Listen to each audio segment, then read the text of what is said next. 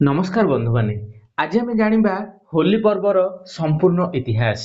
होली केबे आरंभ हैला, प्रहलाद को समय रे कौन घटिथिला एवं श्रीकृष्ण समय रे रंगर होली केमिति प्रसिद्ध हैला। वीडियोटी शेष पर्यंत निश्चय देखंतु। पुराण अनुसारे प्राचीन समय रे हिरण्यकश्यप नामक जने दानव राजा थिले। से निजको भगवान बोली मानिबाकू आदेश देथिले, किंतु तांकर पुत्र प्रहलाद भगवान विष्णुଙ୍କ अत्यंत भक्त थिले। से सदा सर्वदा विष्णुଙ୍କ नाम जप करुथिले। एहारे क्रोधित होई तांकरी पिता हिरण्यकश्यप प्रहलादଙ୍କୁ मारिबा ପାଇଁ बहुत प्रयास କରିଥିଲେ। विष ଦେଇଥିଲେ, ପାହାଡ଼ରୁ ଫିଙ୍ଗିଥିଲେ, ସାପ ଛାଡ଼ିଥିଲେ, କିନ୍ତୁ ପ୍ରତ୍ୟେକ ଥର ଭଗବାନ ବିଷ୍ଣୁ ତାଙ୍କୁ ରକ୍ଷା କରିଥିଲେ। ଶେଷରେ ହିରଣ୍ୟକଶ୍ୟପ ସେ ତାଙ୍କର ଭଉଣୀଙ୍କ ସାହାଯ୍ୟ ଲୋଡ଼ିଥିଲେ। ତେବେ ତାଙ୍କ ଭଉଣୀଙ୍କ ନାମ ଥିଲା ହୋଲିକା। ହୋଲିକାଙ୍କୁ ଏମିତି ବର ମିଳିଥିଲା ସେ ଅଗ୍ନିରେ ଜଳିବେ ନାହିଁ। ସେଥିପାଇଁ ହୋଲିକା ପ୍ରହଲାଦଙ୍କୁ ଆଗରେ ବସାଇ ଅଗ୍ନିରେ ବସିଥିଲେ, କିନ୍ତୁ ଭଗବାନଙ୍କ କୃପାରେ ପ୍ରହଲାଦ ବଞ୍ଚିଗଲେ ଏବଂ ହୋଲିକା ଦହିଗଲେ। ଏହି ଘଟଣାକୁ ସ୍ମରଣ କରି ଆମେ ହୋଲିକା ଦହନ ପାଳନ କରୁ। ଏହା ଅସତ୍ୟ ଉପରେ ସତ୍ୟର ବିଜୟର ପ୍ରତୀକ। ଏବେ ପ୍ରଶ୍ନ ହେଉଛି, ରଙ୍ଗ ଖେଳିବା ପ୍ରଥା କେମିତି ଆରମ୍ଭ ହେଲା? ଦ୍ୱାପର ଯୁଗରେ ଭଗବାନ ଶ୍ରୀକୃଷ୍ଣ ବୃନ୍ଦାବନ ଓ ମଥୁରାରେ ବସବାସ କରୁଥିଲେ।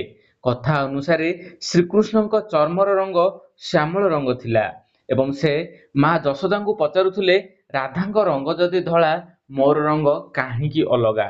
ତେବେ ମା କହିଥିଲେ, ତୁମେ ଚାହିଁଲେ ରାଧାଙ୍କୁ ଯେକୌଣସି ରଙ୍ଗ ଲଗାଇ ପାରିବ। ସେଇଠାରୁ ହିଁ ଶ୍ରୀକୃଷ୍ଣ ରାଧା ଓ ଗୋପୀମାନଙ୍କ ସହ ରଙ୍ଗ ଖେଳିବା ଆରମ୍ଭ କରିଥିଲେ। ଏହାରୁ ରଙ୍ଗର ହୋଲି ପ୍ରଥା ପ୍ରସିଦ୍ଧ ହେଲା। ବୃନ୍ଦାବନ ଏବଂ ମଥୁରାରେ ଆଜି ମଧ୍ୟ ବହୁତ ଧୁମଧାମରେ ହୋଲି ପାଳନ କରାଯାଏ। ତେବେ ପ୍ରହଲାଦଙ୍କ କଥା ଆମକୁ ଦେଖାଏ ଭକ୍ତି ଓ ସତ୍ୟର ଶକ୍ତି। ଶ୍ରୀକୃଷ୍ଣଙ୍କ କଥା ଆମକୁ ଶିଖାଏ ପ୍ରେମ, ଆନନ୍ଦ ଓ ରଙ୍ଗର ଉତ୍ସବ।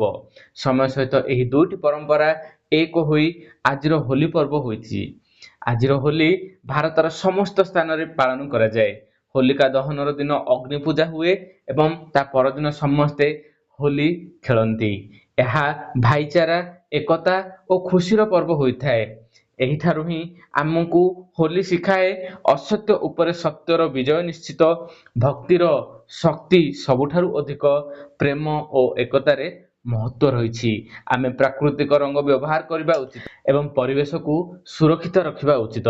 ତେଣୁ ବନ୍ଧୁମାନ, ଏହା ଥିଲା ପ୍ରହଲାଦରୁ ଶ୍ରୀକୃଷ୍ଣଙ୍କ ପର୍ଯ୍ୟନ୍ତ ହୋଲିର ସମ୍ପୂର୍ଣ୍ଣ ଇତିହାସ। ଆପଣମାନଙ୍କୁ ହୋଲିର ଅନେକ ଅନେକ ଶୁଭେଚ୍ଛା।